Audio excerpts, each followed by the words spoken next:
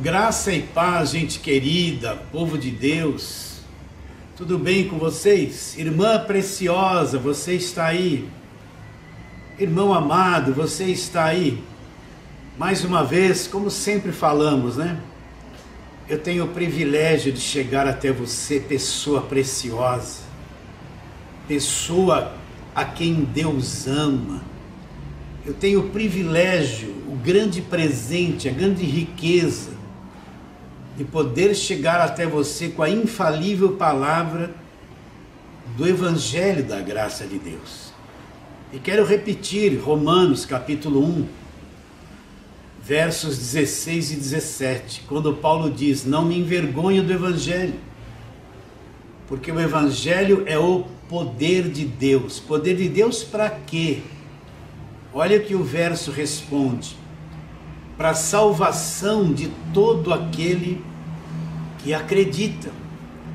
Então o que Paulo está dizendo? Que o Evangelho é um poder de Deus que executa a salvação para todo aquele que acredita no Evangelho. Então é um poder de Deus que chega até a minha vida através do conhecimento. Quando esse conhecimento do Evangelho chega até mim, ele manifesta em mim, através do conhecimento, um poder de Deus para a salvação de todo aquele que acredita. Agora, na mente de Paulo, que era um judeu, que nasceu debaixo da lei, que era zeloso da lei, que era perseguidor da igreja, Paulo tinha bastante clareza e sabia que o Evangelho não era Velho Testamento. Paulo sabia que o Evangelho não tinha nada a ver com a lei, que a lei acabou na cruz. Paulo sabia que a história de Gideão não era Evangelho. Paulo sabia que a história da derrubada das muralhas de Jericó não era Evangelho. Paulo tinha bem definido dentro dele que a lei, a velha aliança, havia acabado na cruz. Paulo sabia que todos aqueles rituais do Velho Testamento, aquelas festas, os sacerdotes, o templo, o tabernáculo, tudo aquilo que eles praticavam lá, Paulo sabia que tudo aquilo era judaísmo e que a velha aliança já havia acabado na cruz. Por isso que ele fala em Romanos, no capítulo 10, verso 4, ele fala: olha, o fim de todo aquele sistema, o fim da lei é Cristo, para a justiça de todo aquele que acredita. Então eu tenho que sempre repetir isso para você. Não adianta eu ficar no Velho Testamento, pregando o Velho Testamento, contando a história do judaísmo. No Velho Testamento tudo era guerra, batalha, o inimigo atacando toda hora, Deus castigando o povo pela desobediência da lei. A velha aliança todo é assim, Deus cobrando, exigindo, e o povo desobedecendo e caindo em cativeiro. Não adianta eu ficar pregando o Velho Testamento, dizendo que estou pregando o Evangelho, que não é Evangelho. O Evangelho começa ali na cruz, quando Cristo diz: está consumado. Derrama aquele sangue na cruz. E dali para frente é que começa o Evangelho da graça de Deus. E esse Evangelho é revelado em Atos capítulo 9 para o apóstolo Paulo, quando ele teve um encontro com Jesus. E dali para frente, Deus foi revelando este Evangelho da graça de Deus para o apóstolo Paulo. Paulo sabia disso. E você já entendeu que a velha aliança acabou na cruz? Já entendeu que todas aquelas pregações do Velho Testamento, tudo aquilo, até as promessas feitas lá na velha aliança, foram feitas de Deus para aquele povo judeu? Nós não estávamos inseridos naquelas promessas da velha aliança. Você já entendeu que nas cartas de Paulo eu encontro o Evangelho da graça de Deus, que me liberta de toda escravidão, que é o poder de Deus? Você já entendeu que a nova aliança eu encontro só no Evangelho da graça de Deus? que a velha aliança acabou na cruz definitivamente, e você precisa entender isso, que Deus não se relaciona mais com cada um de nós de acordo com a lei. Deus agora se relaciona com cada um de nós através da nova aliança, do Novo Testamento no sangue do Senhor Jesus Cristo. Foi o próprio Deus que fez isso. Quero ler aqui um texto para você de Hebreus capítulo 8. Hebreus capítulo 8, tem uma coisa interessante que o apóstolo fala ali. Hebreus capítulo 8, a partir do verso 6, vamos ler o 6 e o 7. Agora, com efeito, obteve Jesus ministério tanto mais excelente, quanto é ele mediador de superior aliança, instituída com base em superiores promessas. O que o apóstolo está dizendo aqui para os hebreus? Que Jesus obteve um ministério muito mais excelente e ele é mediador de uma nova aliança. A velha aliança acabou na cruz. Cristo faz a mediação da nova aliança num ministério muito mais excelente do que aquele ministério de Moisés no Velho Testamento. E ele fala assim: quanto ele é também mediador de superior aliança, instituída com base em superiores promessas. O que o Paulo está dizendo? Que as promessas trazidas pelo Evangelho da Graça de Deus são muito superiores às promessas feitas na velha aliança.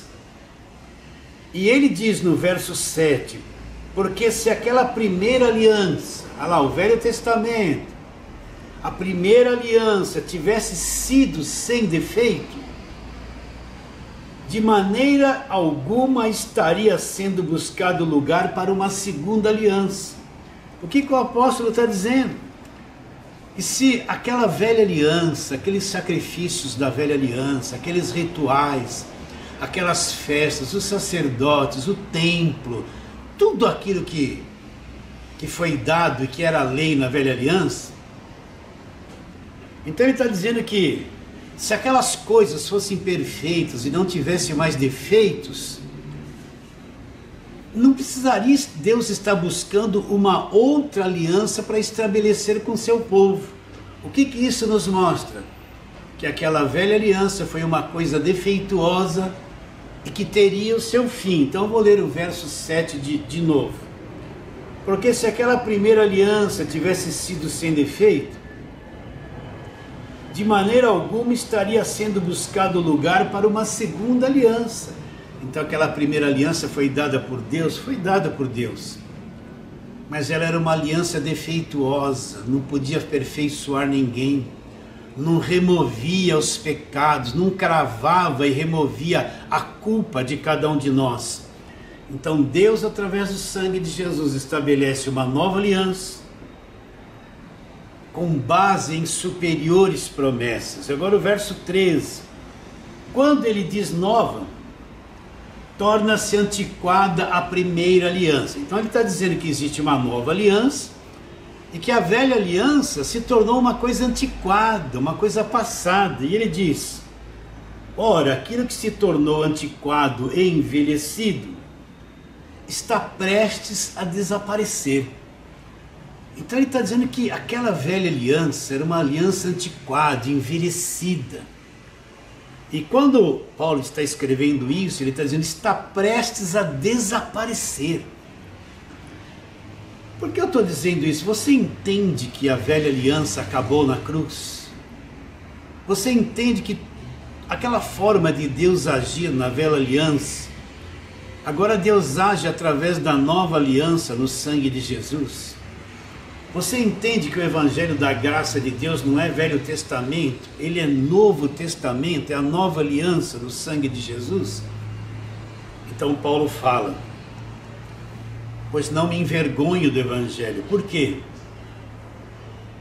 Porque o Evangelho é o poder de Deus. E eu tenho o privilégio de chegar até você, trazendo esse leitinho, essa pregação que é um arroz com feijão, mas que quando comido, quando bebido e bem digerido, torna-se uma coisa poderosa dentro de cada um de nós. E você que tem entendido o Evangelho da Graça de Deus, você que crê no Evangelho da Graça de Deus, que compreendeu, que teve os olhos do teu espírito iluminados, eu sei que você mudou por dentro. Eu sei que a tua mente mudou e ainda está num processo de mudança. Eu sei que você descobriu uma coisa tão viva, diferente, que na lei você não sentia, não entendia, estava lá escravizado. Eu sei que isso aconteceu com você. Eu falo isso com a maior convicção, plena convicção, plena certeza de fé. Porque quando Deus ilumina os olhos do nosso coração e nós entendemos o Evangelho da Graça de Deus, tudo muda na nossa vida. Passamos a ter uma nova visão de Deus, uma nova compreensão do Evangelho, uma nova compreensão até da Bíblia. E isso resulta numa grande liberdade, numa alegria tão grande. A alegria não é porque eu tenho isso, eu tenho aquilo. A alegria que existe no coração de quem conhece o Evangelho da Graça de Deus é porque ele descobriu uma dimensão tão profunda. Ele entrou nesse Evangelho da Graça de Deus e ele tem essa alegria enorme no coração dele, a alegria de saber que não perde a salvação, que não há condenação, que ele é um herdeiro de Deus, um justificado, um reconciliado, um comprado pelo sangue da cruz. Isso é alegria. A alegria não consiste em algumas coisas exteriores.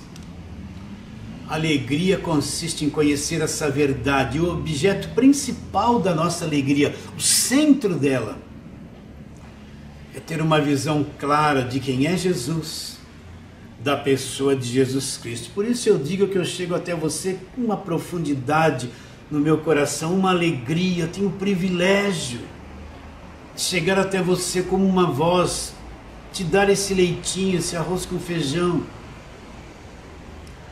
para que você vá comendo isso, bebendo isso, e isso enraize dentro de você de tal maneira que vai te libertar de todo cativeiro religioso, vai te libertar da lei, vai te libertar da religião, vai te libertar das prisões evangélicas, através de falsas doutrinas, que vem até nós constantemente, que está aí nos canais de televisão. Imagine você, essa semana eu liguei num canal de televisão aqui, pelo menos aqui em São Paulo, eu acho que está em rede nacional. Olha o absurdo que eu vi, um monte de bispos num monte com uma jarra de azeite. Eles estavam dizendo que era o azeite do propósito. Olha que coisa. Eles estavam lá no monte, aí filmava assim um lugar alto, a cidade lá embaixo, com uma jarra de azeite, era o azeite do propósito. Eles estavam, ó Deus, em nome de Jesus, consagrando aquele azeite, e eles diziam para as pessoas levarem garrafinhas no culto, que eles iam pôr uma gotinha daquele azeite na garrafinha deles. E o propósito que aquelas pessoas tinham ia acontecer, aquele propósito que elas fizessem com Deus, tendo uma gotinha daquele azeite numa garrafinha, ia acontecer na vida delas. Mas eles não falaram que lá primeiro ia pegar os envelopes sem fim. Eu estava pensando comigo, eu falei, olha que coisa enganosa, eles não estão falando nada do Evangelho. Eles estão com uma garrafa de azeite, uma jarra, consagrando o azeite do propósito. Se você procurar azeite do propósito na Bíblia, não existe. Iam dar uma gotinha para quem levasse a garrafa, retirar as ofertas, porque para fazer propósito tem que dar alguma coisa no envelope. E aí aquele propósito que você ia fazer com Deus, Deus ia te atender porque você fez o propósito. Vocês estão entendendo o que eu estou dizendo? Isso aí é uma fraude, isso é mentira, isso não é evangelho, isso é uma falsa doutrina, é um misticismo, é uma feitiçaria. Fujam desses lugares. Você que tem a oportunidade, fujam desses lugares. Eu estou aqui para pregar a você o infalível Evangelho da graça de Deus. Estamos naquela série de meditação da carta de Paulo aos Colossenses. E vamos longe nesta carta, né? Estamos aqui com a Bíblia aberta no capítulo 1 ainda. E nós vamos ler agora o verso 20 a 23. Nós vamos indo verso por verso. Cada verso tem uma verdade, tem um ensinamento. E juntando tudo, a gente passa a ter uma visão geral daquilo que Paulo queria dizer. Então vamos ler, verso 20. E que, havendo feito a paz pelo sangue da sua cruz, por meio dele reconciliasse consigo mesmo todas as coisas, quer sobre a terra e quer nos céus. E a vocês que em outro tempo vocês eram estranhos e inimigos na mente, no entendimento, pelas vossas obras malignas, agora porém vos reconciliou no corpo da sua carne, mediante a sua morte, para apresentar-vos perante ele santos, inculpáveis e irrepreensíveis. Eu tenho feito aquela pergunta: por que Paulo escreveu esta carta aos Colossenses? Nas lives anteriores eu respondi isso várias vezes, não vou fazer aqui hoje. Mas esse texto, esses 3 versos que nós lemos, o fundamento dele está nisso. É que Deus nos reconciliou com ele. E eu tenho falado bastante a respeito disso. É que entre nós e Deus, você precisa ter clareza sobre esse assunto. Tudo aquilo que se interpunha entre nós e Deus, os pecados, as transgressões, a inimizade que foi criada entre nós e Deus por causa do nosso estado mental, falamos isso na live passada, inimigos na mente, os pecados que ainda havia um débito muito grande entre os homens e Deus, a parede da separação que se levantou entre Deus e os homens por causa da desobediência, do pecado que entrou no mundo através de Adão. Quando Cristo vem, ele vai para a cruz. Você tem que entender isso, para você ter um acesso direto a Deus com clareza, com leveza, sem ter uma mente cheia de acusação. Quando Cristo vem, ele vai para a cruz.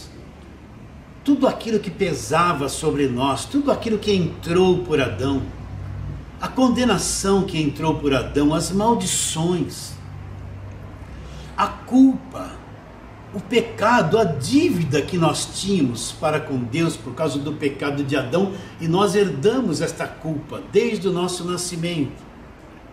Então isso era a parede da separação entre nós e Deus. Se você for para a velha aliança, você vai ver lá a declaração: os seus pecados é que fazem separação entre vós e o vosso Deus. Então havia, antes de Cristo morrer na cruz, uma parede de separação, obstáculos, muralhas gigantes, para que você entenda isso. Agora, quando Cristo vem e ele vai para a cruz, e ele diz: está consumado. Eu quero ler aqui. Quero ler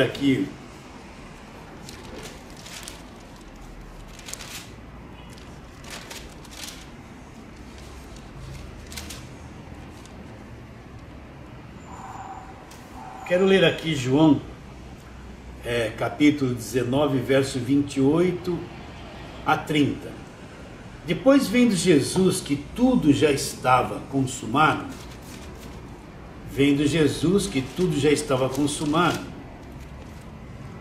disse: para se cumprir a escritura, disse: tenho sede. Estava ali um vaso cheio de vinagre. Embeberam de vinagre uma esponja, fixando-a num caniço de isopo, lhe achegaram à boca. Quando Jesus, pois, tomou o vinagre disse: está consumado. Inclinou-se a cabeça e rendeu o espírito. O que aconteceu? Jesus está ali na cruz. Ele está ali na cruz. Quando ele vê que tudo já estava se consumado, ou melhor, tudo estava consumado para se cumprir a Escritura. Qual a Escritura? Até então não tinha nada do Novo Testamento escrito.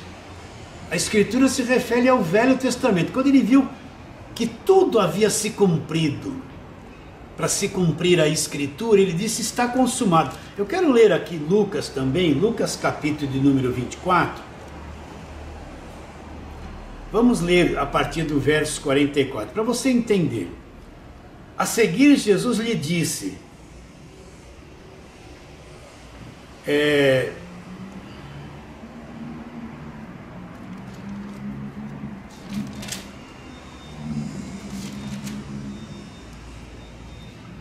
Isso, é verso 44. Eu estava olhando para outro verso aqui. A seguir, Jesus lhes disse: são essas palavras que eu vos falei, estando ainda convosco. Importava que se cumprisse tudo o que de mim está escrito. Agora aqui Lucas explana um pouquinho mais o está consumado. Está escrito aonde? Na lei de Moisés, nos profetas e nos salmos. O que Jesus está dizendo aqui aos discípulos? Que importava que se cumprisse tudo o quanto dele estava escrito. Agora ele mostra onde estava escrito, ó, na lei de Moisés, nos profetas e nos salmos. Então o que Jesus está dizendo? Que tudo que estava escrito na lei, que se referia a ele, tudo que os profetas profetizaram a respeito dele, tudo que os salmos profetizaram a respeito dele, quando ele está ali na cruz, tudo está se cumprindo, está se cumprindo. Então, ali na cruz se cumpriu tudo aquilo que a lei dizia a respeito dele, tudo aquilo que os salmos diziam a respeito dele, e tudo aquilo que os profetas profetizaram a respeito dele. O que isso quer nos dizer? E quando ele está na cruz, ele se cumpriu a velha aliança. Se cumpriu a respeito do sacrifício que Isaías 53 falou a respeito dele. E quando ele está ali na cruz, ele vai remover a parede da separação. Tudo aquilo que era obstáculo entre nós e Deus foi removido na cruz. Será que você acredita nisso? Não há mais barreiras entre nós e Deus. Não há mais condenação entre nós e Deus. Estou falando isso naturalmente para quem é chamado e quem é salvo. Não tem mais muralha de Jericó de pé e também não tem gigante Golias afrontando ninguém. Ali na cruz, quando tudo que se consumou e se cumpriu, Jesus removeu todos os obstáculos. Você acredita? Eu não vou fazer culto para abrir portas, campanha de libertação, campanha derrubando gigantes, porque não existe mais nada disso. Tudo isso Jesus derrubou na cruz. Toda barreira, toda muralha, todo obstáculo, tudo Jesus destruiu na cruz. Então agora Deus, através de Cristo, nos reconciliou com Ele. Nós estamos juntinhos de Deus, não há mais parede de separação, não há mais culpa, não há condenação, não há mais cobrança da lei, não há mais peso, não há mais jugo. Tudo isso Cristo removeu na cruz e nos reconciliou. Deus estava em Cristo, Romanos 5, 18. Reconciliando consigo o mundo, não imputando aos homens as suas transgressões, e nos confiou a palavra da reconciliação. Então Paulo fala, hoje nós vamos falar uma coisa interessante. Agora, porém, vos reconciliou, ele fala assim, no corpo da sua carne. Onde houve a reconciliação? No corpo da sua carne. Mas por que Paulo fala uma coisa tão estranha? Você poderia dizer, bom, eu estou entendendo que tudo foi removido e nós estamos reconciliados. Mas por que fala no corpo da carne, naquele corpo de carne que Jesus Cristo tinha. Olha a importância que Paulo está dando para aquele corpo de carne. Então vamos trabalhar um pouquinho nisso. Eu estou emendando esse pensamento das últimas lives. Quero ler aqui, quero abrir ali em Lucas. Vamos lá, Lucas, logo no comecinho de Lucas. Quero falar da carne de Jesus. Eu já falei isso, mas falei mais do sangue, né? Então aqui Lucas, vamos ver aqui, Lucas capítulo de número 1, vamos ler aquela visita do anjo Gabriel a Maria, depois vamos dissertar rapidamente isso. No 6º mês foi o anjo Gabriel enviado da parte de Deus para uma cidade da Galileia chamada Nazaré, a uma virgem desposada com certo homem da casa de Davi, cujo nome era José. A virgem chamava-se Maria. Entrando o anjo onde ela estava, disse: alegra-te, muito favorecida, o Senhor é contigo. Ela, porém, ao ouvir esta palavra, perturbou-se muito e pôs-se a pensar o que significaria aquela saudação. Mas o anjo lhe disse: Maria, não temas, porque achaste graça diante de Deus. Eis que conceberás e darás à luz um filho e chamarás por nome de Jesus. Este será chamado Filho do Altíssimo. Presta atenção nisso. O Senhor lhe dará o trono de Davi, seu pai. Ele reinará para sempre sobre a casa de Jacó, e seu reinado não terá fim. Então disse Maria ao anjo: como será isso? Eu não tenho relação com homem algum. Ela era virgem. E o anjo respondeu: descerá sobre ti o Espírito Santo, e o poder do Altíssimo te envolverá com a sua sombra. Por isso também o ente santo que há de nascer será chamado Filho de Deus. É isso que você tem que entender. Então, eu já expliquei isso várias vezes em outras lives. Então você tem que entender que Jesus, ele foi gerado pelo Espírito Santo. Jesus não veio de uma semente humana, de um homem pecador, porque se ele viesse assim, ele não poderia ser um cordeiro sem defeito e sem mancha, ele seria um cordeiro defeituoso, porque ele nasceria com a lei do pecado na carne dele, ele nasceria pecador. Então Jesus, ele nasceu de uma semente divina, o Espírito Santo veio sobre Maria e gerou Jesus dentro do ventre dela.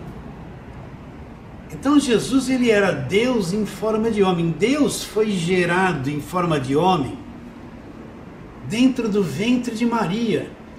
Jesus não trazia nenhuma contaminação de Adão. Por exemplo, todos nós nascemos com a genética herdada de Adão, que pecou, estragou a raça humana, e nós nascemos contaminados por aquilo que ele fez lá no passado. Porque nós viemos de Adão, mas agora Jesus, ele vem de Deus. Por isso que o texto diz que ele será chamado Filho de Deus.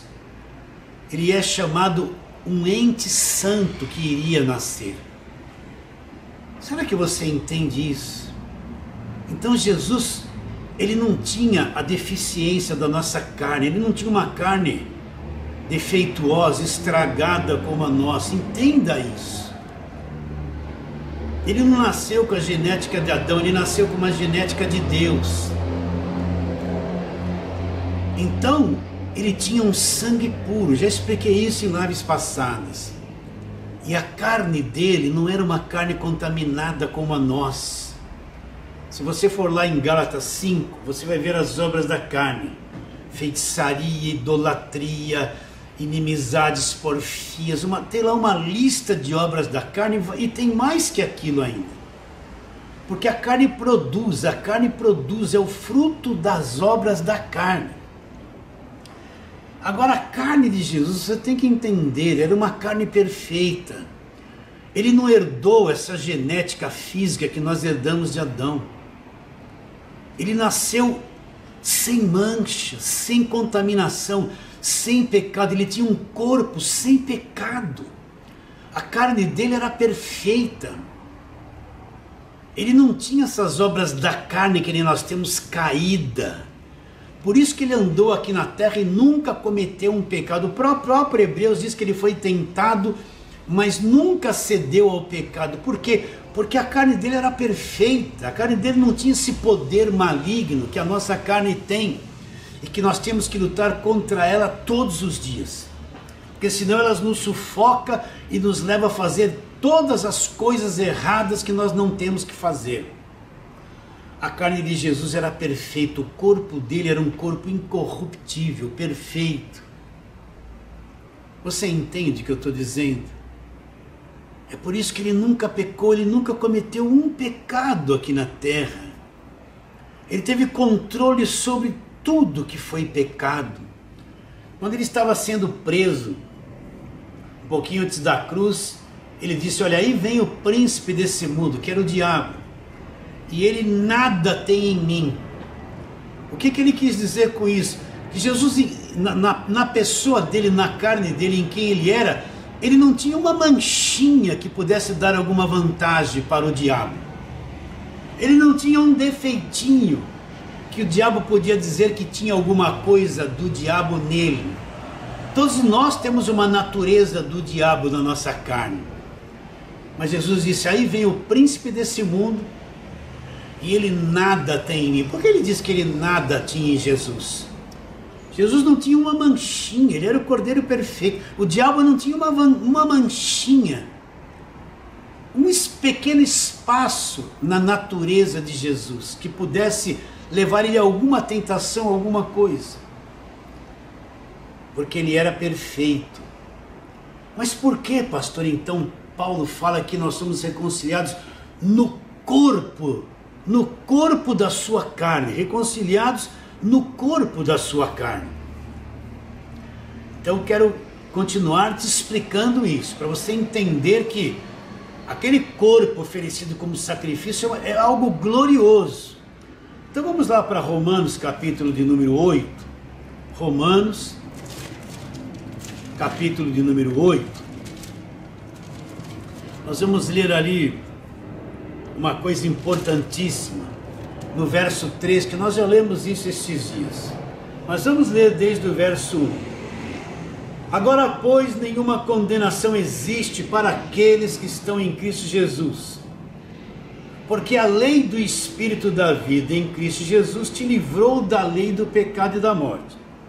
Agora no verso 3 tem uma revelação importante. Porquanto que for impossível a lei, visto que ela estava enferma pela carne, isto fez Deus enviando seu próprio Filho na semelhança de carne pecaminosa, no tocante ao pecado. Olha, repare bem, Deus enviou, a lei estava enferma pela carne. Por que estava enferma pela carne? Porque a carne não conseguia obedecer à lei. Então, a natureza da carne é contrária à lei. A lei dizia: não cobice, mas a carne produz cobiça. Então a carne não tinha condições de obedecer à lei. A natureza humana caída, que é a carne, não tinha condições de obedecer à lei. Então criou-se um conflito, um atrito. E a lei ficou enferma. Por quê? Porque a lei pedia coisas para a natureza humana caída, e a natureza humana caída não correspondia. Porque a natureza humana caída é impossível ela ter condições de obedecer à lei. Então criou-se uma enfermidade, criou-se um pus, uma inflamação, para você entender, no relacionamento da carne com a lei. Eram incompatíveis, um prejudicava o outro, eram incompatíveis. Então ele diz: o que era impossível à lei, porque ela estava enferma pela carne, isso fez Deus enviando seu próprio Filho em semelhança da carne pecaminosa, no tocante ao pecado. O que Paulo está dizendo? Que Jesus foi enviado com um corpo que tinha uma semelhança ao corpo da carne pecaminosa, mas não era igual. Uma coisa semelhante é que tem uma aparência, uma mesma aparência, mas não uma mesma substância. Você está entendendo? Você pode fazer duas cadeiras idênticas, uma de madeira e uma de borracha. Elas são semelhantes, mas a substância que é feita, cada uma, são substâncias diferentes. Você olha, elas são idênticas, a mesma cor, iguaizinhas. Mas o material que cada uma compõe é um material diferente. Então Cristo, ele veio com um corpo, com uma semelhança ao nosso corpo de carne pecaminosa. Era semelhante, mas não era igual. A substância do corpo de Jesus, a carne dele, não era essa carne caída que nós temos, essa natureza caída. Ele tinha uma carne perfeita, ele não tinha natureza caída, como cada um de nós. Por isso que ele era o Cordeiro de Deus perfeito, que tirou o pecado do mundo. Visto que a lei estava enferma pela carne, isso fez Deus enviando seu próprio Filho, ela em semelhança da carne pecaminosa, no tocante ao pecado. Semelhante, parecido, mas não igual. E o que Deus fez neste corpo de carne? Com efeito, condenou Deus na carne de Jesus Cristo. Onde é que o pecado foi condenado? Ele disse, com efeito, condenou Deus na carne do Senhor Jesus o pecado. O que isso nos mostra? Que tudo que entrou por Adão, Deus transferiu todo este mal, todo este pecado para uma pessoa pura, para um cordeiro puro, que era Jesus Cristo. Com uma carne, um corpo puro, sendo oferecido como oferta pelo pecado. E Deus depositou na carne de Jesus Cristo o pecado. Tudo foi depositado na carne dele. E na carne dele, a Bíblia diz que o pecado foi condenado, a dívida foi paga, o custo foi pago. Será que você entende isso? Foi na carne do Senhor Jesus Cristo que Isaías disse: o castigo que nos traz a paz, o castigo que nos traria a paz com Deus estava sobre ele, sobre a carne dele, sobre o corpo dele oferecido por sacrifício na cruz do Calvário. Então, o pecado foi condenado na carne de Jesus Cristo. Será que você entende isso? Qual o pecado que foi condenado ali? Aquele pecado que entrou por Adão e deu origem aos pecados. Agora você tem que entender que o pecado que foi cravado na carne de Jesus é o pecado por toda a existência da humanidade. Na nossa mente é passado, presente e esquece o futuro. Então, esse pecado que Jesus levou na carne dele, condenou na carne dele, não foi o sangue dele que sofreu a condenação do pecado, foi a carne dele, o corpo perfeito. Então o pecado foi condenado, aniquilado na carne do Senhor Jesus Cristo. Naquele corpo perfeito, naquele corpo de carne perfeito. Será que você entende isso? Então tudo que era parede de separação, barreiras entre nós e Deus, inimizade, culpa, dívida, lei, tudo isso foi desfeito na carne do Senhor Jesus, naquele corpo oferecido como expiação pelos nossos pecados. Toda a maldição da lei, toda a punição, todo o pecado, toda a condenação caiu na carne dele, naquele corpo como oferta pelo pecado. E tudo aquilo foi executado ali, foi condenado ali, foi desfeito ali. Por isso que João Batista disse: olha o Cordeiro de Deus que tira o pecado do mundo. Você poderia perguntar, mas eu vejo o mundo numa desgraça total. O pecado foi tirado, mas o estrago que o pecado tirou, que o pecado causou, está aí no mundo. O pecado foi tirado, mas o pecado causou estrago. E o estrago está aí presente nos dias de hoje. Então você entende que naquele corpo de carne, aquele corpo perfeito, sem pecado, tudo que era barreira, impedimento, obstáculo, maldição, culpa, condenação, diabo, né? Eu tenho que ler isso, não marquei aqui, mas vou ler para você. Olha lá, Hebreus 2,14. O que diz Hebreus 2,14? Vai falar da carne do Senhor Jesus Cristo. Preste atenção. Hebreus 2,14, olha o que ele diz. Visto, pois, que os filhos têm participação comum de carne e sangue, olha lá. Disto também ele participou, ele teve um corpo de carne e sangue também. Então ele está dizendo que os filhos de Deus têm um corpo de carne e sangue. Mas a qualidade do corpo de carne e sangue que Jesus Cristo teve é muito superior a isso que nós temos aqui. Então ele fala, visto pois que os filhos têm participação comum de carne e sangue. Agora ele aponta para Jesus. Ele igualmente participou de um corpo de carne e sangue, mas um corpo de carne e sangue perfeito, sem pecado. Ele igualmente participou para quê? Olha lá. Para que por sua morte, quando aquele corpo foi sacrificado, ele se tornou o Cristo morto, o Cristo crucificado. Para que por sua morte destruísse, olha, não tem como não acreditar nisso. Então Jesus teve um corpo de carne e sangue, só que era um corpo de carne e sangue perfeito. Para que por sua morte, pelo seu sacrifício na cruz, ele destruísse. Olha para mim, por favor, é sério isso. Ele teve um corpo de carne e sangue perfeito, para que por sua morte, o seu sacrifício, o Cristo morto, a morte dele, ele destruísse. Outra tradução, aniquilasse, reduzisse a nada. O que foi reduzido a nada? O que foi destruído?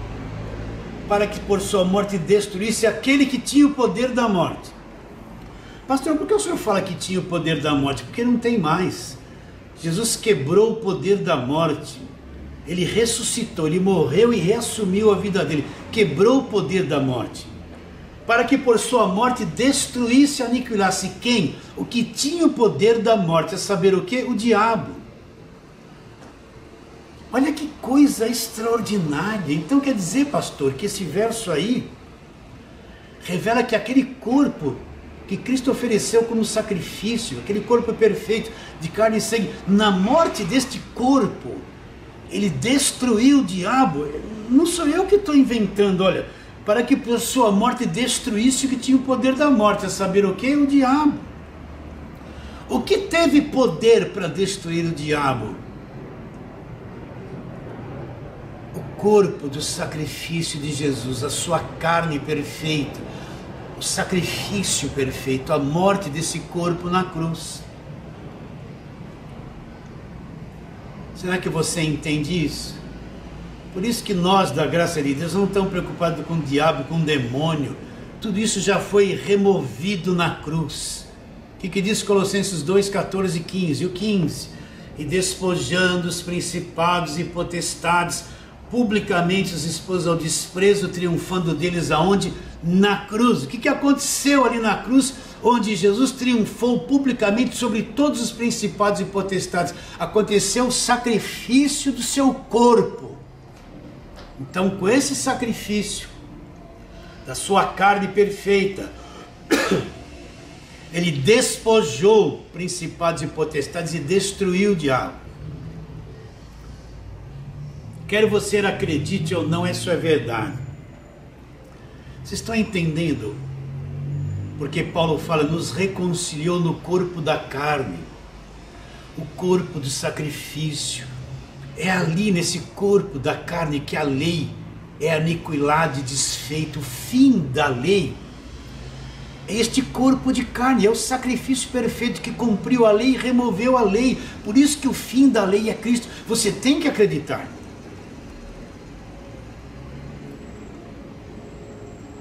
Entende essa linguagem? Entende o que nós estamos dizendo? Vamos lá para aquele verso que nós lemos muito aqui, Colossenses 2,14. Isso aqui tem tudo a ver com o corpo do sacrifício de Jesus, o corpo da sua carne. Colossenses 2,14, eu leio aqui direto. Tendo cancelado o escrito de dívida. Qual escrito de dívida é essa? Olha lá, que constava de ordenanças que nos era prejudicial.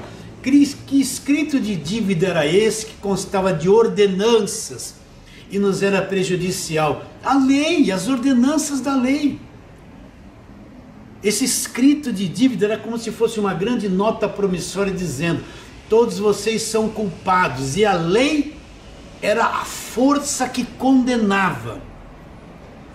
Então Paulo fala, tendo cancelado. O que é uma coisa cancelada? Que não tem mais, que não existe mais. Você tinha uma dívida de 20 mil reais, você pagou, que tua dívida acabou, está cancelada, você não deve mais nada, aquilo não existe mais.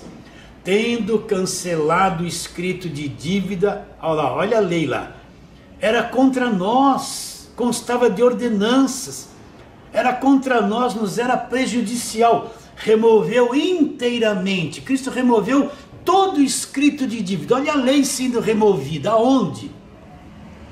Na cruz. E o que estava cravado ali na cruz? O corpo de carne, a oferta do Cordeiro perfeito do Senhor Jesus Cristo.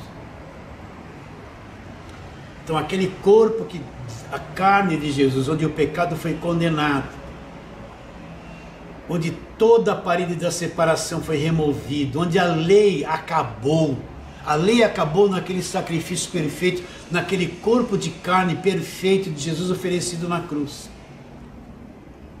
Será que você crê nisso? Olha, quem está debaixo de lei não entende nada dessa linguagem. Ele não suporta 10 minutos ou 5 minutos uma pregação sobre essa.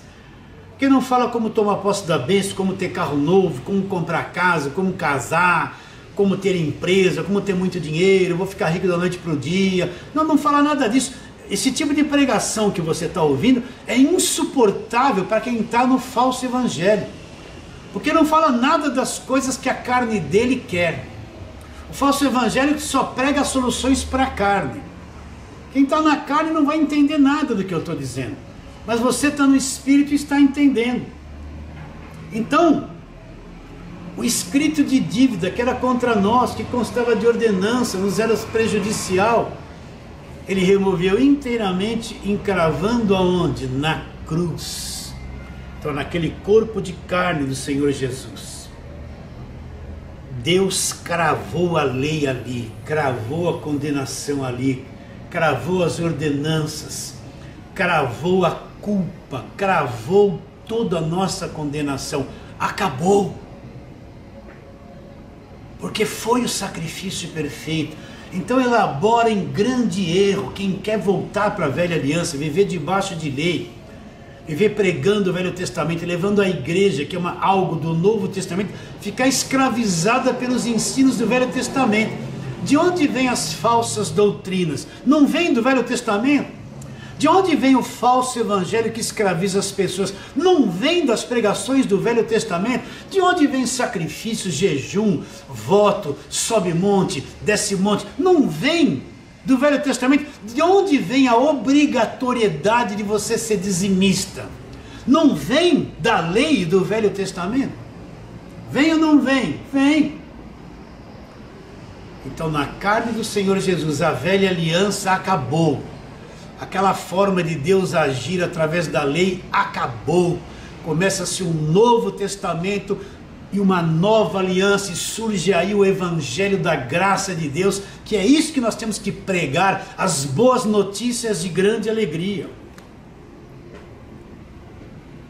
Será que você entende isso? Agora, quem teve os olhos do coração iluminados vai entender, está sentindo algo vivo, que clareia o entendimento, que traz paz, que traz gozo no coração, que traz satisfação, que traz alegria em viver todos os dias. Estamos falando o quê? O que Paulo falou em Colossenses? Nos reconciliou no corpo da sua carne. Então estamos explicando isso. Vamos lá para Romanos capítulo 7 agora, para reforçarmos essa libertação da lei e esse fim da lei. Romanos capítulo de número 7, vamos ler o verso 4. Assim, meus irmãos, também vós morrestes relativamente à lei. Que coisa estranha, o que Paulo está dizendo? Que nós morremos para a lei. Nós morremos para a lei, então estamos mortos para a lei. Como que nós morremos para a lei? Olha, assim, meus irmãos, também vós morrestes relativamente à lei, olha lá, por meio do corpo de Cristo, para pertencer a outro, a saber, aquele que ressuscitou dentre os mortos, a fim de que frutifiquemos a Deus. Então o que Paulo está dizendo aqui? Que a lei era o Senhor, o que dominava, o que nos escravizava. Ele vai citar aqui a questão do casamento, que acaba o casamento quando um morre. Então, quem era o marido da mulher que ele cita aqui? Não é Jesus de Nazaré. Eles falam assim, ó, Jesus de Nazaré, agora eu pertenço a outro, ressuscitado, e cita esse texto. Não, aqui o primeiro marido da mulher era a lei. Para quem nós morremos? Morremos para a lei. Era a lei o marido severo que tinha domínio sobre a mulher. Mas o que Deus fez? Matou a mulher para libertar a mulher do marido. Então esse outro aqui não é Jesus de Nazaré, isso aqui era a lei que tinha domínio sobre o homem. Ele está dizendo que nós morremos para a lei, não morremos para Jesus de Nazaré, nós morremos para a lei. Nós que morremos para a lei. Então ele diz, assim, meus irmãos, também vós morrestes relativamente a ela por meio do corpo de Cristo. Por que por meio do corpo de Cristo? Porque todos os mandamentos da lei foram cravados na carne de Jesus Cristo. A carne de Jesus Cristo foi o último sacrifício da lei, o verdadeiro sacrifício, porque ele foi o cordeiro perfeito, sem mancha e sem mácula. Então o que aconteceu? Cristo nos libertou da lei, nós morremos para a lei. Deus nos matou juntamente com Cristo, ali na cruz. Olha lá, vamos ler. Capítulo 6 de Romanos, o assunto que antecede é isso que eu estou te dizendo. Verso 1, que diremos, pois, permaneceremos no pecado para que a graça seja abundante?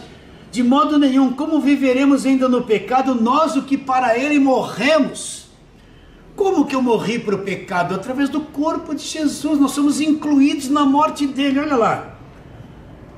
Ou porventura ignorais que todos os que fomos batizados em Cristo, fomos batizados como? Na sua morte. Este é o verdadeiro batismo, o batismo na morte. Fomos, pois, sepultados com ele na morte pelo batismo. Então, o que Deus fez? Deus nos incluiu na morte do Senhor Jesus. Quando Adão pecou, nós estávamos incluídos em Adão. Ele se estragou e estragou toda a raça humana. Agora Deus pega esses estragados e vai cravar eles na pessoa de Jesus Cristo ali na cruz, e nós estávamos incluídos. Que diremos, pois, permaneceremos no pecado para que a graça seja mais abundante? Não! Como eu vou viver nessa questão de pecado se eu morri para ele? E como eu morri para ele? Ou porventura ignorais que todos os que fomos batizados em Cristo, fomos batizados na morte dele, fomos, pois, sepultados na morte pelo batismo. Então Deus pegou cada um de nós e incluiu na morte do Senhor Jesus Cristo e nos sepultou lá. Agora olha o que ele diz: fomos, pois, sepultados com ele na morte pelo batismo, para que, como Cristo ressuscitou dos mortos pela glória do Pai, assim também andemos nós como numa nova vida. Porque se fomos unidos com ele na semelhança da sua morte, certamente seremos unidos na semelhança da sua ressurreição. Sabendo isso, olha lá, que foi crucificado com ele o nosso velho homem. O que é o nosso velho homem? Tudo aquilo que nós herdamos de Adão. Cristo matou tudo aquilo na cruz, acabou com tudo aquilo na cruz, acredita ou não? Por isso que eu não tenho que pagar preço por nada, não tenho que fazer voto de nada, não tem que ficar essa doutrina de paga preço, tem que fazer sua parte, tem que fazer isso, tem que pagar por isso, pagar por aquilo, Deus está te cobrando. Isso é uma mentira no meio da pregação do evangelho. É uma falsa pregação. Porque se formos unidos com ele na semelhança da sua morte, seremos também unidos na semelhança da sua ressurreição. Sabendo isso, que foi crucificado com ele o nosso velho homem, para que o corpo do pecado, essa natureza maligna, fosse destruído. Onde que o poder do pecado foi destruído? Na carne do Senhor Jesus, na sua morte. Para que o corpo do pecado fosse destruído lá. E não servamos mais o pecado como escravos. Nós não somos mais escravos do pecado. Estamos presos numa natureza terrena, mas agora pelo homem interior. Ele vai nos levando a subjugar as obras da carne e não mais viver sobre escravidão das paixões carnais. Depois de tudo isso, vamos lá para o verso 4 do capítulo 7. Assim, meus irmãos, também vós morrestes para a lei. Eu expliquei que nós morremos para a lei mediante a morte de Jesus Cristo, através do sacrifício do seu corpo perfeito. Assim também, meus irmãos, também vós morreram. Nós morremos, você é salvo, então nós morremos relativamente para a lei, estamos libertos da lei. A lei não tem nada mais a ver conosco, o fim da lei é Cristo, acabou a lei na cruz. Assim, meus irmãos, também vós morrestes relativamente à lei, por meio do corpo de Cristo. Olha lá, por meio do quê? Daquele corpo de carne, aquele corpo perfeito que foi oferecido como sacrifício ali na cruz do Calvário. Foi isso que nos matou para a lei. Foi isso que nos libertou da lei. O fim da lei é a gente fala, o fim da lei é Cristo, mas é esse corpo perfeito sacrificado ali na cruz. Acabou a lei. Eu não preciso guardar sábado. Acabou, os 10 mandamentos acabaram na cruz. Será que você entende? Ah, então eu posso adulterar, posso fazer tudo errado. Você não pode, porque você é uma pessoa salva. Então você tem que levar essas manifestações da sua carne à morte todos os dias. Mas que os 10 mandamentos acabaram na cruz, acabaram. Na carne, no corpo do Senhor Jesus. Assim, meus irmãos, também vós morrestes relativamente à lei por meio do corpo de Cristo, para pertencer a outro, a saber, aquele que ressuscitou dos mortos, a fim de que frutifiquemos para Deus. Então, na morte de Cristo na cruz, ele nos tira da lei. Nós morremos para a lei. Esse é o outro. Nós vivíamos dominados, escravizados sobre a lei. Então, pela morte dele na cruz, nós morremos para a lei. E Cristo nos tomou para si, nos comprou com seu próprio sangue. Será que você entende o que eu estou dizendo? Entende, minha irmã preciosa, meu irmão querido? Você entende o que nós estamos dizendo? Então a carne dele, o corpo perfeito, sem mancha, sem mácula, o sangue puro, perfeito. Ali na sua carne, sacrificada naquela cruz, ensanguentada, o pecado foi condenado e a lei teve o seu fim ali. E tudo que separava o homem de Deus, toda a parede da separação, seja pecado, seja o que for, foi removido na cruz e Deus pôs um fim em tudo isso. Olha como é grande o sacrifício de Jesus. Por isso que Paulo fala, a palavra da cruz é loucura para quem está perdido. Para nós que somos salvos, a palavra da cruz, o ensino do que foi feito lá, é o poder de Deus. O que Paulo fala? Mas nós pregamos Cristo crucificado. Isso aí é um escândalo para os judeus, loucura para os gentios. Mas para nós que somos salvos e fomos chamados, pregamos Cristo crucificado. O que Cristo crucificado é? Poder de Deus e sabedoria. Isso é a sabedoria de Deus. Agora, aquela mente escravizada pelas pregações da lei, presta atenção, aquela mente escravizada pelo peso da lei, ela não consegue ver que tudo foi removido, ela não consegue ver que o sacrifício perfeito aconteceu, ela não consegue ver que não tem mais obstáculos, que o véu não existe mais, ela não consegue ver que nada precisa ser pago, preço nenhum, que Deus fez a parte dele e Cristo na cruz fez a nossa parte.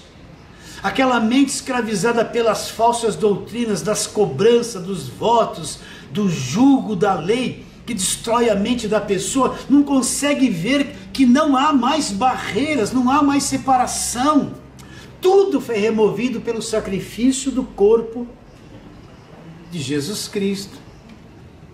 Que coisa linda, que coisa linda, você enxerga isso comigo?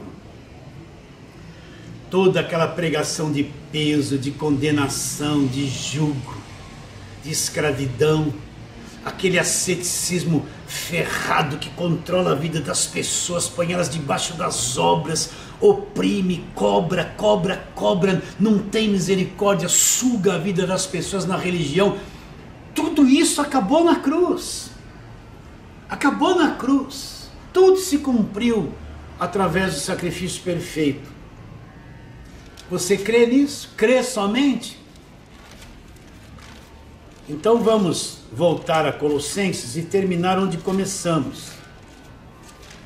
O que Paulo fala lá em Colossenses, capítulo 1. Vamos só ficar no verso 22. Agora, porém, quando Paulo fala agora, ele está vivo. É o presente dele, é o agora, o nosso presente também. Agora, porém, vos reconciliou no corpo da sua carne mediante a sua morte. Então nós, pela morte de Cristo, estamos reconciliados com Deus, não há mais obstáculos. Agora que isso aconteceu, o que Deus vai fazer para cada um de nós? Agora, porém, vos reconciliou no corpo da sua carne mediante a sua morte. Olha que inversão de coisas.